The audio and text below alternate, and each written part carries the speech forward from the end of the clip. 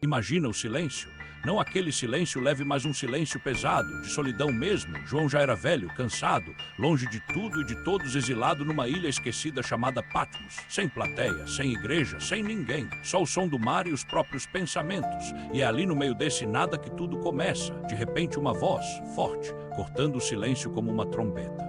Não era algo que dava para ignorar. Quando João se vira, ele vê Jesus, mas não aquele Jesus que ele conheceu andando pelas ruas. Agora era diferente, glorioso, imponente, intenso demais para explicar. Os olhos como fogo, a voz como muitas águas, uma presença tão forte que João simplesmente cai no chão, sem reação, sem força, como se estivesse diante de algo além do humano.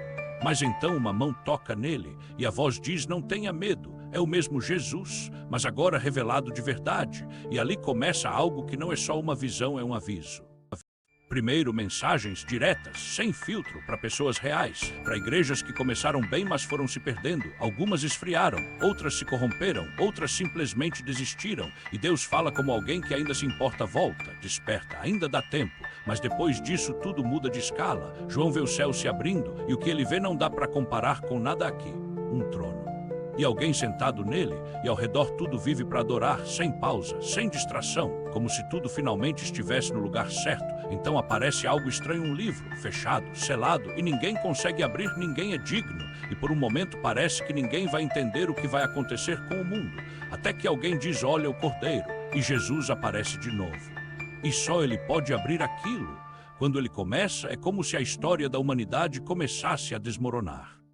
Um selo se abre e a paz vai embora. Outro e a fome aparece. Outro e a morte começa a andar pela terra. Não é simbólico, só é pesado, é real. O mundo entra em colapso, a terra treme, o céu muda, as pessoas entram em pânico. Mas mesmo assim muita gente continua ignorando, continua vivendo como se nada estivesse acontecendo. Depois vem as trombetas, cada uma trazendo mais impacto, mais aviso.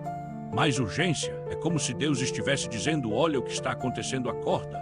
Mas nem todos querem ouvir, e então a coisa fica ainda mais intensa. Aparece uma guerra que não dá para ver só com os olhos, algo espiritual, profundo, o mal tentando dominar tudo, enganar, controlar. Por um momento parece que venceu, parece que não tem saída, mas é aí que tudo muda, o céu se abre de novo. E dessa vez ele volta. Jesus não em silêncio, não escondido, mas como rei, com poder, com autoridade. E quando ele aparece não tem discussão, não tem dúvida. Tudo para, tudo reconhece. O mal tenta resistir, mas não consegue. Cai a morte, que parecia o fim de tudo, também acaba. E então vem o julgamento, justo, final. Cada coisa no seu lugar. E depois disso o silêncio volta. Mas agora é diferente, não é vazio, é paz.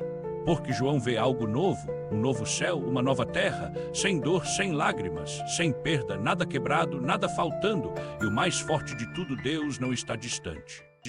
Ele está perto, presente, habitando com as pessoas, sem separação, sem distância. E aí você entende, o Apocalipse não é só sobre o fim, é sobre tudo sendo consertado, é sobre justiça, mas também sobre esperança. É sobre o momento em que tudo finalmente faz sentido.